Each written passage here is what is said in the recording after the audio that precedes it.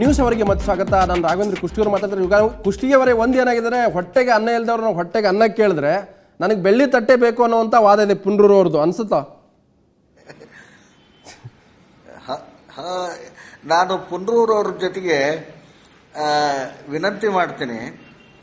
ಏನಂದ್ರೆ ಕರಾವಳಿ ಮತ್ತು ಈ ತುಳು ಭಾಷಿಕರೇನಿದ್ದಾರೆ, ಕರ್ನಾಟಕದ ಕುಬೇರರವರು. ಒಂದನೇದಾಗಿ ಈ ಹೆಲ್ತ್ ಇಂಡಸ್ಟ್ರಿ ಅಷ್ಟು ಅವ್ರ ಕೈಯಲ್ಲಿವೆ, ಹೋಟೆಲ್ ಇಂಡಸ್ಟ್ರಿ ಅವ್ರ ಕೈಯಲ್ಲಿವೆ, ಫೈನಾನ್ಸ್ ಇನ್ಸ್ಟಿಟ್ಯೂಷನ್ಸು, ಬ್ಯಾಂಕು ಎಲ್ಲ ಅವ್ರ ಕೈಯಲ್ಲಿರೋದ್ರಿಂದ ಕರ್ನಾಟಕದ ಆರ್ಥಿಕತೆಯ ಮೇಲೆ ಹಿಡಿತ ಇಟ್ಕೊಂಡಂತಹ ಜನ ಈ ಒಂದು ಭಾಷೆಯ ನೆವ ಇಟ್ಕೊಂಡು ಪ್ರತ್ಯೇಕ ರಾಜ್ಯ ಕೇಳ್ತಕ್ಕಂಥದ್ದೇನಿದೆ, ಇದು ಪರಮ ಮೂರ್ಖತನದ್ದು ಅಂತೇಳಿ ನಾನು ಸ್ಪಷ್ಟವಾಗಿ ಹೇಳ್ತೀನಿ. ಯಾಕಂದ್ರೆ ದಿವಾಳಿ ಎದ್ದ ಬುದ್ಧಿಜೀವಿಗಳ ಕೊನೆ ಆಶ್ರಯ ಭಾವನಾತ್ಮಕ ಭಾಷಾವಾದ. ಈ ಥರದ ಜನ ಬಹಳ ಅನರ್ಥಕಾರಿಗಳು. ಪ್ರತ್ಯೇಕ ರಾಜ್ಯ ಕೇಳಬೇಕಾದಂಥ ಅಗತ್ಯ ನಮಗಿತ್ತು. ಆದ್ರೆ ನಮಗೆ ಈ ಆಲೂರು ವೆಂಕಟರಾಯರು, ಡೆಪ್ಟಿ ಚನ್ನಬಸಪ್ಪನವರು, ನಿಜಲಿಂಗಪ್ಪ ಅವರು ಇಂಥವರೆಲ್ಲ ನಮಗೆ ಪ್ರೇರಣಾದಾಯಕವಾಗಿ ಕರ್ನಾಟಕವನ್ನು ಏಕೀಕರಣ ಮಾಡಿದಂಥ ಜನ, ಅವರಿಗೆ ಅವಮಾನ ಮಾಡೋ ರೀತಿಯಿಂದ ಇವರು ತುಳು ಪ್ರತ್ಯೇಕ ರಾಜ್ಯ ಕೇಳಿ ಕರ್ನಾಟಕದಾದ್ಯಂತ hotel, bank, finance institutions, health industry ಒಳಗಿರ್ತಕ್ಕಂಥ ತುಳುವರಿಗೆ ಇವರು ದ್ರೋಹ ಮಾಡ್ತಾ ಇದ್ದಾರೆ. ತುಳು ಜನ ಪುಂಡ್ರೂರಂಥವ್ರ ವಿರುದ್ಧ ಜಾಗೃತರಾಗಿರಬೇಕು ಅಂತೇಳಿ ಸಮಸ್ತ ತುಳು ಬಾಂಧವರಿಗೆ ನಾನು ಕೇಳ್ತಾ ಇದ್ದೇನೆ. ತುಳು ನಮ್ಮ ಕನ್ನಡದ ಒಂದು ಉಪಭಾಷೆ. ಅದು ಆ ಭಾಷೆಯ ಬಗ್ಗೆ ನಮಗೆ ಅಪಾರವಾದಂಥ ಗೌರವ ಇದೆ. ಹಾಸು ಹೊಕ್ಕಾಗಿದ್ದಾರೆ. ಪ್ರತಿಯೊಂದು ಉಡುಪಿ ಹೋಟೆಲ್ನಿಂದ ಹಿಡಿದು ಎಲ್ಲರೂ ಕರ್ನಾಟಕದ ಮಾತ್ರ ಅಲ್ಲ, ದೇಶದ ತುಂಬ ಹರಿದು ಹಂಚು ಹೋಗಿ ಆರ್ಥಿಕವಾಗಿ ಸಬಲರಾಗಿರ್ತಕ್ಕಂಥ ಜನ. ಇದು ಯಾವುದೋ ಬಿಟ್ಟಿ ಪ್ರಚಾರಕ್ಕಾಗಿ ಪುಂಡ್ರೂರ್ ಅಂತವ್ರು ಮಾಡಿದ್ದು ನನ್ನ ಮನಸ್ಸಿಗೆ ನೋವಾಗಿದೆ. ದಯವಿಟ್ಟು ತಕ್ಷಣ ಮುಂದೆ ಏನು ಸಭೆ ಕರೆದಾರ ರದ್ದು ಮಾಡಬೇಕು ಅಂತ ಹೇಳಿ ನಾವು ವಿನಂತಿ ಮಾಡ್ತೇನೆ. ನಾನು ಪುಂಡ್ಲಿಕ್ಕೆ ಅಲಮಿರೋ ಕೇಳ್ತೆ, ತಾವು ಕುಂದಾಪುರದವ್ರು ಅಂತ ನನಗೆ ಗೊತ್ತಿರೋ ಪ್ರಕಾರ ಕುಂದಾಪುರದವ್ರು. ತಾವು ತುಳು ಭಾಷೆ ಕನ್ನಡನೇ ಅನ್ಸುತ್ತಿತ್ತು, ಕುಂದಾಪುರ ಭಾಷೆ ಕನ್ನಡ ಅಲ್ಲ. ಆದರೆ ಇವತ್ತು ಕುಬೇರರು ಅಂತ ಮಾತನ್ನು ಕುಷ್ಟಗಿಯವರು, ಯಾಕೆ ಹೈದರಾಬಾದ್ ಕರ್ನಾಟಕದವರ ಬೇಡಿಕೆಗೆ ಒಂದು ಅರ್ಥ ಇದೆ. ಪ್ರಾದೇಶಿಕ ಅಸಮಾನತೆಯ ಕಾರಣಕ್ಕಾಗಿ ಬೇಡಿಕೆ ಇಟ್ಟಿರ್ತಕ್ಕಂಥದ್ದು, ಅಲ್ಲಿ ಭಾಷಾವಾರು ರಚನೆ ಕೇಳಿಲ್ಲ. ಇವತ್ತಿರ್ತಕ್ಕಂಥ ಈ ಸಂದರ್ಭದಲ್ಲಿ ಇವತ್ತು ದೊಡ್ಡ ದೊಡ್ಡ ಕಂಪ್ನಿಗಳಿದ್ದಾವೆ, ಇವತ್ತು ಅನೇಕ ಬ್ಯಾಂಕ್ಗಳಿದ್ದಾವೆ, ಇವತ್ತು ಒಳ್ಳೊಳ್ಳೆ ಎಜುಕೇಷನ್ ಇನ್ಸ್ಟಿಟ್ಯೂಷನ್ಸ್ ಇದ್ದಾವೆ, ಧಾರ್ಮಿಕ ಸಂಸ್ಥೆಗಳಿದ್ದಾವೆ. ಎಲ್ಲ ರೀತಿಯಿಂದಲೂ ಕೂಡ ಸಮೃದ್ಧವಾದಂಥ ಒಂದು ಪ್ರದೇಶಕ್ಕೆ ಒಂದು ಗೋಡೆ ಕಟ್ಕೊಳ್ಳುವಂಥ ಯಾಕೆ ಸಂಕುಚಿತ ಈ ರೀತಿಯ ಭಾವನೆ ಬರ್ತಾ ಇದೆ ಅಂತ. ಅದಕ್ಕೆ ನೋಡಿ, ಕರ್ನಾಟಕದಲ್ಲಿ ಏನಾದರೂ ಕೂಗು ಎದ್ದಿದ್ದರೆ ಯಾರಿಗೆ ಅನ್ಯಾಯ ಆಗಿದೆಯೋ ಅವರಿಂದ ಬರಬೇಕು. ಭಾಳ ಮುಖ್ಯವಾಗಿ ನಾನು ಹೇಳಿದ ಹಾಗೆ ಅನೇಕ ಭೌಗೋಳಿಕ ಭಾಗಗಳು ಒಟ್ಟಿಗೆ ಸೇರಿ ಕರ್ನಾಟಕ ಆಗಿದ್ದು, ಅವುಗಳನ್ನು ಹಿಂದೆ ಅನೇಕ ಜನ ರಾಜರುಗಳು ಆಳ್ತಾ ಇದ್ರು. ಪ್ರಾಂತ್ಯಗಳಲ್ಲಿ ಆ ಪ್ರಾಂತ್ಯಗಳನ್ನು ಆಳಿದಂತಹ ಅರಸರುಗಳು, ಈಗ ಉದಾಹರಣೆಗೆ ನಾಲ್ವಡಿ ಕೃಷ್ಣರಾಜ ಒಡೆಯರ ಕಾಲದೊಳಗಡೆ ಸಮೃದ್ಧತೆಯನ್ನು ಹಳೆ ಮೈಸೂರು ನೋಡ್ತು. ಅದೇ ಹೈದರಾಬಾದಿನ ನಿಜಾಮುದ್ದೀನ ಕಾಲದಲ್ಲಿ ಆಗಬೇಕಾದಂಥ ಅಭಿವೃದ್ಧಿ ಕಾರ್ಯಗಳು ಆ ಭಾಗದಲ್ಲಿ ಆಗಲಿಲ್ಲ. ಹಾಗಾಗಿ ನಾವು ಭೌಗೋಳಿಕವಾಗಿ ಒಂದಾಗಿದ್ದೇವೆ ಹೊರತು ಭಾವನಾತ್ಮಕವಾಗಿ ಒಂದಾಗಲಿಕ್ಕೆ ಆಗಿಲ್ಲ ಅನ್ನುವ ಕೊರಗು ನಮ್ಮನ್ನು ಕಾಡ್ತಾ ಇದೆ. ಅದಕ್ಕೆ ಮಾಡಬೇಕಾದದ್ದು ಏನು?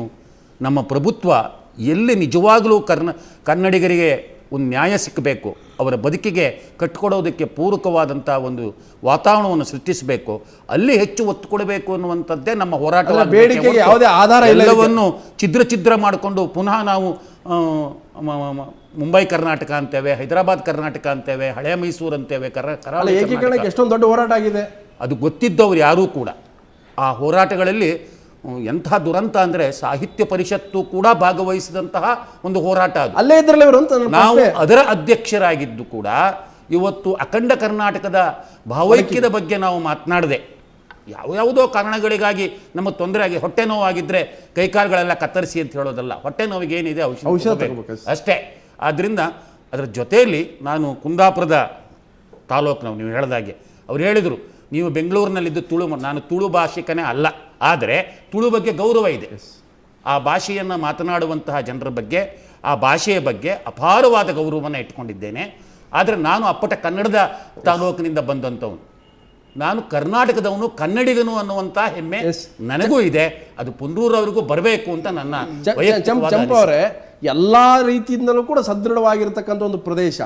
ಸೊ ಪ್ರದೇಶದಲ್ಲಿ ಏನಾದರೂ ಒಂದು ರೀತಿ ಹೆಜಮನಿ ಅಂತ ಇದು ಅಂತ ಒಂದು ಸಾಂಸ್ಕೃತಿಕವಾಗಿ ಅಥವಾ ಏನಾದರೂ ಒಂದು ಗುಪ್ತ ಅಜೆಂಡಾ ಇದೆ ಅಂತ ಹೇಳಿಕೆಯಿಂದೆ. ಈಗ ತೀರ ಹೊಟ್ಟೆ ಹಸ್ತವರಿಗೂ ಸಹಿತ ನೋವಿರ್ತದೆ, ಹೊಟ್ಟೆ ಭಾಳ ತುಂಬಿದವರಿಗೂ ಸಹಿತ ಒಮ್ಮೊಮ್ಮೆ ನೋವಾಗ್ತಾವೆ. ಹೊಟ್ಟೆ ತುಂಬ ಡೈಜೆಷನ್ ಆಗಲ್ಲ ಅಂತ. ಡೈಜೆಷನ್ ಆಗೋದಿಲ್ಲ, ಆ ಕೇಸ್ ಅದು. ಆಮೇಲೆ ಹೇಳಿದ್ರು ನಮ್ಮ ರಾಘವೇಂದ್ರ ಕೋಷ್ಟಿಗೆ ಅವರು, ಕೂಗೋ ಮುಂದೆ ಸ್ವಲ್ಪ ಒಳಗೆ ಸಂಕಟ ಇರಬೇಕು. ಎಲ್ಲ ಹೊಟ್ಟೆ ತುಂಬಿದ ಮಂದಿ ಕುಬೇರರು, ಹೌದಾ?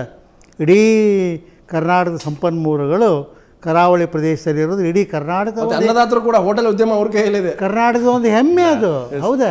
ಒಂದು ಕರ್ನಾಟಕದ ಹಿರಿಮೆಯನ್ನ ಅಂತಾರಾಷ್ಟ್ರೀಯ ಮಟ್ಟಕ್ಕೆ ತೆಗೆದುಕೊಂಡು ಹೋದಂತ ಹೋಟೆಲ್ ಉದ್ಯಮ ಇರ್ಬೋದು, ಬ್ಯಾಂಕಿಂಗ್ ಉದ್ಯಮ ಇರ್ಬೋದು, ಎಲ್ಲ ರೀತಿಯಿಂದ ಹುಟ್ಟು ಹೋರಾಟಗಾರರು ನಮ್ಮ ಜಿಲ್ಲೆಯವರು. ಅದರ ಬಗ್ಗೆ ಎರಡನೇ ಮಾತಿಲ್ಲ. ಇವರು ಹೇಳಿದ ಹಾಗೆ ಹೊಟ್ಟೆ ತುಂಬಿದು ಅನ್ನೋದಕ್ಕೆ ನಮ್ಮದು ಪರಶುರಾಮ ಕ್ಷೇತ್ರ, ಭಾರ್ಗವ ನಾಡು ಅಂತ ಹೇಳ್ತಾರೆ ನಮ್ಮದು. ಅಂದರೆ ಬ್ರಹ್ಮ ಸೃಷ್ಟಿಸಿದ್ದಲ್ಲ, ಪರಶುರಾಮ ಮನುಷ್ಯರು ಬದುಕಬೇಕು ಅಂತ ಸೃಷ್ಟಿಸಿದ ಅನ್ನೋದು ಕತೆ. ಆಗ ಅವನು ಕಷ್ಟ ಬಂದಾಗ ನನ್ನನ್ನು ಕರಿಬೇಕು ಅಂತ ಹೇಳಬೇಕು. ಒಂದು ದಿವಸ ಬ್ರಾಹ್ಮಣರೆಲ್ಲ ಹೊಟ್ಟೆ ತುಂಬಿದಾಗ ನೋಡುವ ಬರ್ತಾನೆ ಇಲ್ವೋ ಅಂತ ಪರೀಕ್ಷೆಗೆ ಭಾರ್ಗವನನ್ನು ಕರೆದ್ರಂತೆ. ಆಗ ಆತ ಬಂದು ಏನಕ್ಕೆ ನೀವು ನನ್ನನ್ನು ಕರೆದಿದ್ದೀರಿ ಅಂತ ಕೇಳಿದಾಗ, ಹೀಗೆ ನಮ್ಮ ಹೊಟ್ಟೆ ತುಂಬಿತ್ತು, ನಿನ್ನ ನೋಡೋಣ ಅಂತ ನಿಮ್ದು ಅರ್ಧ ಗಂಜಿ ರಾಜ್ಯ ಆಗಲಿ ಅಂತ ಶಾಪ ಕೊಟ್ಟ ಅಂತ ಹೇಳ್ತಾ ಇದ್ರು. ಅಲ್ಲ, ಅರ್ಧ ಗಂಜಿ ರಾಜ್ಯ ಆಗ್ಬೇಕಂತ ಹೊಟ್ಟೆ ತುಂಬಿದವ್ರು. ಆದ್ರಿಂದ ಆ ಅರ್ಧ ಗಂಜಿ ರಾಜ್ಯವನ್ನ ಪೂರ್ತಿ ಗಂಜಿ ಮಾಡೋದಕ್ಕೋಸ್ಕರ ಪ್ರಯತ್ನ ಪಟ್ಟಿದ್ರೆ ಅದಕ್ಕೆ ನಾವೇನು ಮಾಡ್ಲಿಕ್ಕೆ ಸಾಧ್ಯ ಇಲ್ಲ.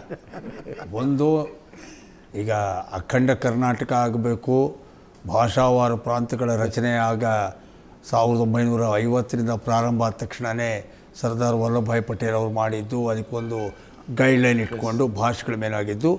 ಆಗ ಒಂದು ನಾನು ಈ ಸಂದರ್ಭದಲ್ಲಿ ಜ್ಞಾಪಿಸ್ಕೋತೀನಿ, ಹಳೆ ಮೈಸೂರು ಅಂತ ನಾವು ಏನು ಕರಿತೀವಿ, ಆ ಭಾಗದಲ್ಲೂ ಕೂಡ ಅಖಂಡ ಕರ್ನಾಟಕ ಆಗಬೇಕು ಅಂಥೇಳಿ ಗಟ್ಟಿಯಾದ ಧ್ವನಿಗಳು ಕೇಳಿಬಂತು ಎಲ್ಲೂ ಕೂಡ. ಆವಾಗಲಿಂದಲೂ ಕೂಡ ಪ್ರಾತಿನಿಧಿಕ ಸಂಸ್ಥೆಯಾಗಿರೋ ಕನ್ನಡ ಸಾಹಿತ್ಯ ಪರಿಷತ್ತು ಸಮ್ಮೇಳನಗಳನ್ನು ಆಗ ವಿಶಾಲ ಮೈಸೂರು ಆಗಿಲ್ಲದೆ ಇದ್ದರೂ ಕೂಡ ಆ ಭಾಗದಲ್ಲೂ ಕೂಡ ಕನ್ನಡ ಸಾಹಿತ್ಯ ಪರಿಷತ್ತಿನ ವಾರ್ಷಿಕ ಸಮ್ಮೇಳನಗಳನ್ನು ಮಾಡಿ ಇಲ್ಲಿಯವರು ಅಲ್ಲಿ ಅಧ್ಯಕ್ಷರಾಗೋದು, ಅಲ್ಲಿಯವರು ಇಲ್ಲಿ ಅಧ್ಯಕ್ಷರಾಗೋದು ಮಾಡ್ಕೊಂಡು ಬಂದಿದ್ದು. ಈಗ ದ ರಾ ಬೇಂದ್ರೆಯವರು ಕರೆದು ಶಿವಮೊಗ್ಗ ಒಳಗಡೆ ಸಾಹಿತ್ಯ ಪರಿಷತ್ತಿನ ಸಮ್ಮೇಳನ ನಡೀತು. ಹಾಗಾಗಿ ಅದು ಒಂದು ಭಾವನಾತ್ಮಕವಾದಷ್ಟೇ ಅಲ್ಲ, ಒಂದು ಭಾಷಾವಾರ ದೃಷ್ಟಿಯಿಂದ ಇರ್ಬೋದು, ಸಮಗ್ರ ಕರ್ನಾಟಕದ ಚಿಂತನೆ ಇರ್ಬೋದು ಆಗಿದ್ದು.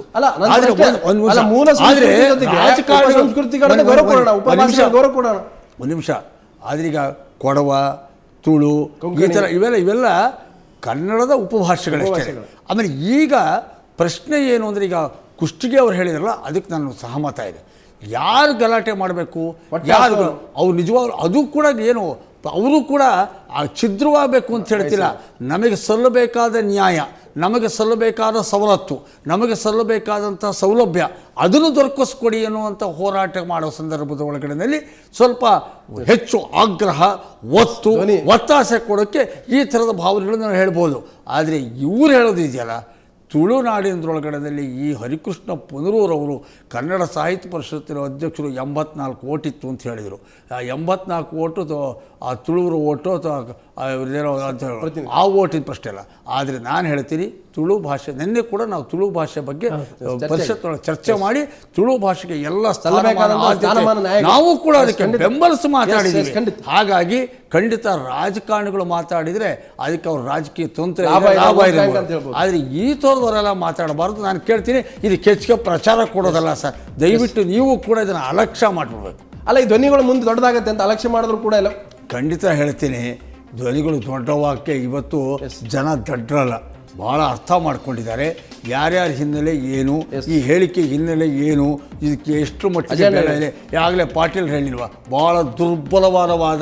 ಖಂಡಿತ ನಾನು ಮತ್ತಷ್ಟು ಚರ್ಚೆ ಮಾಡ್ತೀನಿ. ಅದಕ್ಕಿಂತ ಮೊದಲು ಇನ್ನೊಂದು